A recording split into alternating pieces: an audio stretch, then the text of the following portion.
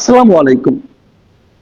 প্রিয় দর্শক, নির্বাচন যত ঘনিয়ে আসছে ততই সরকারের বিভিন্ন কর্মকাণ্ডে আমার কাছে কেন যেন মনে হয় একটা এলোমেলো ভাব দেখা যাচ্ছে। যেমন ধরুন, নির্বাচনকে কেন্দ্র করে মানুষের মধ্যে সবচেয়ে বড় উদ্বেগের জায়গা কোনটা? সবচেয়ে বড় উদ্বেগের জায়গা হলো নিরাপত্তা। মানে নির্বাচন যখন হবে তখন সারা দেশের আইন শৃঙ্খলা পরিস্থিতি কেমন থাকবে? যারা নির্বাচনে প্রতিদ্বন্দ্বিতা করবে তারা কি পরস্পরের প্রতি যুদ্ধবন্দী হয়ে উঠবে? তারা কি অস্ত্র অথবা বল প্রয়োগের চেষ্টায় লিপ্ত হবে? এটা যেমন প্রশ্ন। আরেকদিকে যারা নির্বাচনে অংশগ্রহণ করবে না অথবা যাদেরকে নির্বাচনে অংশগ্রহণ করতে দেওয়া হবে না, তারা কি করবে? তারা কি হাত পা গুটিয়ে ঘরে বসে থাকবে, নাকি তারা মাঠে নামবে, নাকি তারা কোনো রকম ভাবে বিশৃঙ্খলা তৈরির চেষ্টা করবে? এই সমস্ত প্রশ্ন কিন্তু ধীরে ধীরে উঠতে শুরু করেছে। এর মধ্যে আমরা দেখলাম যে ইনকিলাব মঞ্চের মুখপাত্র মিস্টার হাদিকে যখন গুলি করা হলো, হত্যার চেষ্টা করা হলো, সেই ঘটনাকে কেন্দ্র করে বিভিন্ন প্রার্থীদের মধ্যে একটা আতঙ্ক তৈরি হয়েছে। হাদি কিন্তু ঢাকা ৮ আসনের জন্য একজন সম্ভাব্য প্রার্থী ছিলেন। এখনো কিন্তু মনোনয়ন জমা দেওয়ার কাজ শুরুই হয়নি, কিন্তু উনি ঘোষণা করেছিলেন উনি ঢাকা ৮ আসনে নির্বাচনে প্রতিদ্বন্দ্বিতা করবেন। তো সেই হিসাবে ওনাকে যখন হত্যা করা হয় তখন কিন্তু সম্ভাব্য যত প্রার্থী আছে সবার মধ্যে এক ধরনের কিন্তু আতঙ্ক তৈরি হতে পারে অথবা হয়েছে। আমরা দেখেছি যে নারায়ণগঞ্জের একজন প্রার্থী যিনি বিএনপি থেকে নমিনেশন পাবেন বলে সবুজ সংকেত দেওয়া হয়েছিল। আমরা তো বিএনপির একটা প্রার্থী তালিকা দেখেছিলাম, প্রাথমিক তালিকা, সেই তালিকায় ওনার নাম ছিল। উনি একজন ব্যবসায়ী মানুষ, উনি কিন্তু এরই মধ্যে ঘোষণা করেছেন যে উনি আর নির্বাচনে অংশ নিচ্ছেন না। এবং এই নির্বাচনে অংশ না নেওয়ার কি কি কারণ ওনার মধ্যে কাজ করেছে উনি তার ডিটেলে বলেননি, তবে এতটুকু বলেছেন যে ওনার পরিবার চায় না এবং এর মধ্যে ওনার নিরাপত্তার বিষয়টাও আছে। একবার ভাবুন, বিএনপি থেকে মনোনয়ন পাওয়া এটাই তো একটা বিরাট ঘটনা, একটা বিরাট প্রতিযোগিতার বিষয়। সেই প্রতিযোগিতায় জয়ী হওয়া মানে কি?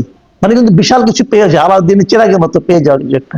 সেরকম চেরাগ পাওয়ার পরেও যখন একজন প্রার্থী বলেন যে আমি নির্বাচনে অংশ নেব না, তখন তার ভেতরে যে ভীতিটা, সেই ভীতি সম্পর্কে নিশ্চয়ই আপনারা একটা ধারণা করতে পারেন। এখন এই ধরনের ভীতি কি আরো কোথাও আছে? থাকতে পারে, কিন্তু প্রশ্ন হচ্ছে এই ভীতিটা দূর করার জন্য, নিরসন করার জন্য সরকার কি করছে? দেখুন, দেশে যত নিরাপত্তা জনিত সমস্যা থাকুক না কেন, সেই সমস্যার সমাধানের জন্য আমরা কার কাছে যাব? একজন সন্ত্রাসী হাত থেকে বাঁচার জন্য আমরা কি আরেকজন সন্ত্রাসীর কাছে যাব? তা যাব না। আমরা রাষ্ট্রের কাছে যাব, আমরা সরকারের কাছে যাব। সন্ত্রাসী কারা? তাদের হাতে অস্ত্র আছে, যে সেটা প্রয়োগ করতে পারে। অস্ত্র প্রয়োগ করার সবচেয়ে বৈধ পদ্ধতি আছে কার কাছে? রাষ্ট্রের কাছে, সরকারের কাছে। সরকার তার কিছু লোকের কাছে অস্ত্র দিয়ে রাখে, যেমন পুলিশ, র্যাব, আর্মি দিয়ে রাখে না? কেন দিয়ে রাখে? যেন অবৈধ যারা আছে তাদেরকে কন্ট্রোল করা যায়, তাদেরকে ভয় দেখানো যায়, তাদেরকে প্রতিহত করা যায়। তো সেই কাজটা সরকার কতটুকু করছে? সরকার এর মধ্যে আমরা দেখেছি সরকার একটা সিদ্ধান্ত নিয়েছে। এই কয়েকদিন আগে 15 তারিখে দেখলাম তারা একটা ঘোষণা করেছে যে যারা নির্বাচনে অংশ নেবেন সেই সমস্ত প্রার্থীকে ওনারা অস্ত্রের লাইসেন্স দেবেন। এটা স্বরাষ্ট্র মন্ত্রণালয় থেকে নেওয়া হয়েছে। আমি এই ঘটনাটাকে বলতে যে আমি প্রথমে বলেছিলাম যে সরকার কোনো এলোমেলো আচরণ করছে। এই সিদ্ধান্তটা কি ভালো হয়েছে? বাংলাদেশের ইতিহাসে এ যাবৎ কোন নির্বাচনে যারা প্রতিদ্বন্দ্বী হন, যারা প্রার্থী হন, তারা কি অস্ত্রের লাইসেন্স পেয়েছেন? পাননি। এবারই প্রথম তারা দিচ্ছে। কেন দিচ্ছেন? তারা প্রার্থীদের কি বলতে চাচ্ছেন যে আপনাদের নিরাপত্তা নিয়ে আমরা খুব উদ্বিগ্ন, কাজে আপনারা একটা লাইসেন্স হাতে নিন, লাইসেন্স দিয়ে একটা অস্ত্র কিনে নিন? দেখুন, আমি সমস্যাগুলি বলি। খুব সহজ প্রবলেম, যেটা সহজ প্রবলেম হলো, ধরেন একজন লোক একজন প্রার্থী হবেন, উনি একটা অস্ত্র কিনলেন, 1 লাখ 2 লাখ 3 লাখ টাকা অস্ত্র কিনলেন, যেহেতু লাইসেন্স উনি পেয়েছেন, কিনলেন। যখন নির্বাচন শেষ হবে, এই আইনটা এমন ভাবে, নীতিমালাটা এমন ভাবে করা হয়েছে যে নির্বাচন শেষ হওয়ার 15 দিন পর এই লাইসেন্সটা অটোমেটিক বাতিল হয়ে যাবে। যখন এটা বাতিল হয়ে গেল, তখন ওই অস্ত্র নিয়ে কি করবেন? তখন তো ওই অস্ত্র নিয়ে রাখতে পারবেন না, রাখলে সেটা হবে অবৈধ অস্ত্র। তো সেক্ষেত্রে ওরা করণীয় কি হবে? অস্ত্র বিক্রি করে দিতে হবে। কোথায় বিক্রি করবেন? কত টাকায় বিক্রি করবেন? এবং সেই বিক্রিটাকে উনি আগের দাম পাবেন, নেট লস কিন্তু পুরো জিনিসটাই। উনি বডিগার্ড রাখতে পারবেন, এটা বলা হয়েছে। আরো কিছু ঘটনা আছে। আগে নৈতিক ঘটনা বলি, আরেকটা প্র্যাকটিক্যাল ঘটনা যেটা একটু কৌতুক মনে হতে পারে, সেটা দিয়ে শেষ করবো আলোচনাটা। আরো কিছু নৈতিক সমস্যাটা বলি আমি। রাষ্ট্র যখন নিজে বলেন যে নিরাপত্তার স্বার্থে আপনি অস্ত্র নিন, অস্ত্র বহন করেন, অস্ত্র আপনি কিনে নেন, তখন কিন্তু রাষ্ট্র আসলে প্রকারান্তরে স্বীকার করে যে আমি আপনাকে নিরাপত্তা দিতে পারছি না, আমি যেহেতু পারছি না নিজের ব্যবস্থা নিজে করেন। এটা কিন্তু রাষ্ট্র বললো। রাষ্ট্রের কোন মন্ত্রণালয় বললো? স্বরাষ্ট্র মন্ত্রণালয় বললো। স্বরাষ্ট্র মন্ত্রণালয় স্বীকার করলো যে নির্বাচন চলাকালীন দেশের সবচেয়ে গুরুত্বপূর্ণ যে শ্রেণীটা, মানে যারা প্রার্থী হয়েছেন তারাই তো গুরুত্বপূর্ণ, সেই সবচেয়ে গুরুত্বপূর্ণ শ্রেণীকে উনি নিরাপত্তা দিতে পারছেন না। যখন উনি অস্ত্রের লাইসেন্স দিতে বলেন তখন কিন্তু এটাই প্রকারান্তরে প্রকাশিত হচ্ছে যে উনি রাষ্ট্রের গুরুত্বপূর্ণ ব্যক্তিদেরকে নিরাপত্তা দিতে পারছেন না। অথচ রাষ্ট্রের দায়িত্ব হলো কেবল গুরুত্বপূর্ণ ব্যক্তিরা, সকল জনগণকে, সকল মানুষকে নিরাপত্তা দেওয়া। অথচ রাষ্ট্র এই গুরুত্বপূর্ণ ব্যক্তিদেরকে নিরাপত্তা দিতে পারেন না। কয়জন লোক নির্বাচনে অংশ নেয়? ধরা যাক 300 আসন, 300 আসনে যদি আমি এক একটা আসনে 20 জন করেও ধরি, তাহলে 6000 লোক। সিম্পল কিন্তু, তাহলে 6000 লোক। উনি সারা দেশে 6000 লোককে নিরাপত্তা দিতে পারেন না, তাহলে রাষ্ট্র 18 কোটি লোককে নিরাপত্তা কিভাবে দিবে? যে রাষ্ট্র জনগণকে নিরাপত্তা দিতে ব্যর্থ, যে রাষ্ট্র জনগণকে নিরাপত্তা দিতে পারবে না বলে স্বীকার করে, সেই রাষ্ট্রের উপর, সেই সরকারের উপর আমার আপনার কতটুকু আস্থা থাকা উচিত? ব্যর্থ সরকার। আপনাদের এই মুহূর্তে দায়িত্ব ছেড়ে দেওয়া উচিত। আমি পারছি না, অন্য কেউ পারলে দায়িত্বটা নেন, তাহলে দায়িত্ব ছাড়ে না। তাহলে এই যে সরকারের যেটা ব্যর্থতা, এই ব্যর্থতা তারা স্বীকার করে না। স্বীকার না করলে কি হবে? আমরা তো বুঝেই গেলাম পৃথিবীতে অন্য কোথাও কিন্তু এরকম পাবেন না আপনি। আচ্ছা ঠিক আছে, আপনি যখন এরকম একটা আইন করলেন যে সমস্ত প্রার্থীরা অস্ত্র নিতে পারবে, তো ব্যাপারটা কি কি দাঁড়াবে? অনেক লোকের হাতে কিন্তু অস্ত্র ঘুরবে, আপনি বুঝতে পারবেন না যে কোনটা বৈধ আর কোনটা বৈধ না। আপনি কিভাবে এটাকে সমাধান করবেন? আপনি তো এটা কোনো ব্যাখ্যা করতে পারবেন না। একজন লোক অস্ত্র নিয়ে যাচ্ছে, এটা কি বৈধ অস্ত্র নাকি অবৈধ অস্ত্র? সে বলবে আমি অমুক প্রার্থীর নিরাপত্তার জন্য আছি। এখন প্রার্থীর নিরাপত্তার জন্য 5 জন 6 জন লোক ঘুরবে অস্ত্র নিয়ে, তো আমরা চাই দেখে কিন্তু এটা অস্ত্রের সরাসরি হয়ে যাবে। এবং এটার অস্ত্র যখন থাকবে তখন সেটা সদ্ব্যবহার যেমন থাকবে, অপব্যবহারও তেমনি থাকবে। তাহলে করা উচিত ছিল সরকারের অস্ত্র উদ্ধার করা উচিত ছিল। ডেভিল হান্ট নামে তারা একটা অপারেশন চালিয়েছে একবার, এবার ডেভিল হান্ট 2 চালিয়েছে। আচ্ছা, আপনি যখন ডেভিল হান্ট 2 চালালেন তখন আপনাকে একটু বিচার করে দেখা উচিত ছিল ডেভিল হান্ট 1 এ আপনার সাফল্যটা কি? ওটা থেকে আপনার কোনো সাফল্য আছে? আমি তো ভাই দেখি না যে আপনার যেগুলো সাফল্য আছে, এটা তো আমি দেখি না।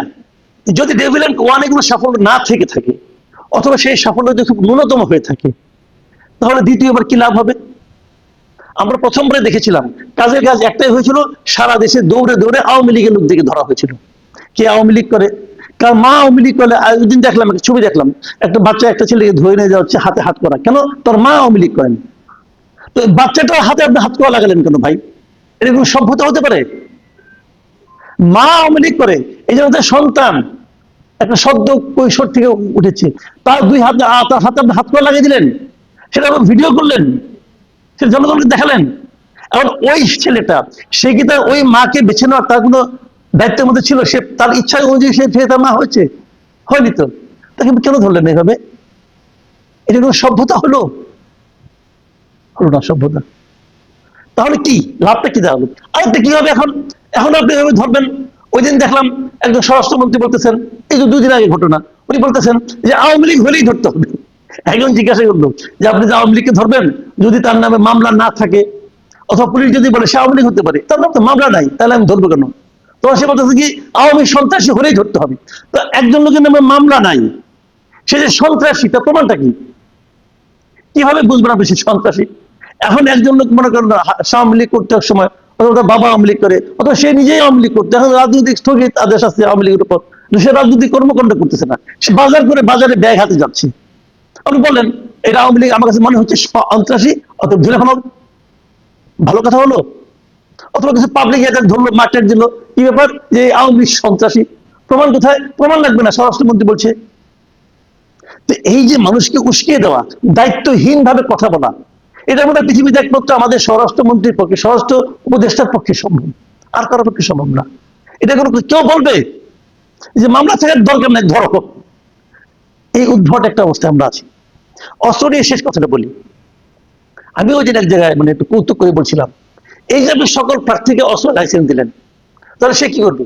সে একটা অস্ত্রের লাইসেন্স দিল, তারপর অস্ত্রের লাইসেন্স অস্ত্রটা পকেটে পাশে ঝুলিয়ে অথবা হাতে নিয়ে সেগুলো ভোট প্রার্থনা করতে। এক হাতে তার ভোটের লিফলেট দিল, তার আরেক হাতে অস্ত্র শোভা পাচ্ছে। এটা কেমন হলো? বাম হাতে অস্ত্র, ডান হাতে ভোটের লিফলেট। বাম হাতে অস্ত্র, ডান হাত বাড়িয়ে দিয়েছে হ্যান্ডশেক করার জন্য। ভাবেন তো ভোটারের মানসিক অবস্থাটা কি দাঁড়াবে। আর সেটা যদি একজন প্রার্থী না, যদি সব প্রার্থী করা শুরু করে, কি হবে রে ভাই এই দেশে? নিরাপত্তা আসবে? আসবে না। নিরাপত্তা এভাবে আসে না। বরং এখানে কি হয় জানেন, যখন আপনি তাকে অস্ত্র লাইসেন্স দিবেন, সেই অস্ত্র নিয়ে যখন ঘুরবে প্রকাশ্যে, তখন তার আসলে ছিনতাই হওয়ার আশঙ্কা থাকে, তার বিপদ আরো বাড়ে। কারণ যারা প্রকৃত সন্ত্রাসী, তারা চেষ্টা করবে ওর কাছ থেকে অস্ত্র আমি ছিনতাই করে নিয়ে যায়, ইজি তো। তখন যে অস্ত্রের লাইসেন্স পেয়েছে তার জন্য কিন্তু বিপদ আরো বাড়ে। মানে কমন সেন্স দিয়ে না, আগে একটা কথা প্রবাদ আছে, দেখেন কমন সেন্স খুব ইম্পর্টেন্ট। অনেকেরই নাই কমন সেন্স। কমন সেন্স হলো মোস্ট আনকমন একটা বৈশিষ্ট্য, এটা লোকে বলে। পাশাপাশি আবার এটাও বলে যে কমন সেন্স দিয়ে বড় কাজ করা যায় না। কমন সেন্স ব্যক্তিগত জীবন আচরণে প্রযোজ্য হতে পারে, কিন্তু একটা বড় কাজ, রাষ্ট্রের একটা বড় একটা সিদ্ধান্ত, সেটা কমন সেন্স দেওয়া হয় না। আমাদের স্বরাষ্ট্র উপদেষ্টা, আমাদের স্বরাষ্ট্র মন্ত্রণালয়ের ওই কমন সেন্সটুকু হয়তো বা আছে, মাঝে মাঝে মনে হয় সেটাও নাই, এবং সেটা দিয়ে তারা বড় কাজ করার চেষ্টা করছে, এবং এই জন্যই একটা বড় ধরনের ঝামেলা তারা পাকাতে যাচ্ছে। প্রিয় দর্শক, আমি জানি না শেষ পর্যন্ত কি হবে, এই নিয়ম কতদিন চলবে। তবে আমি মনে করি যদি এই জিনিসটা চলে, যেহেতু নীতিমালা জারি হয়ে গেছে, হয়তো অনেকে নেওয়াও শুরু করেছে, কিন্তু এটা যদি অব্যাহত থাকে, সরকারের জন্য একটা বড়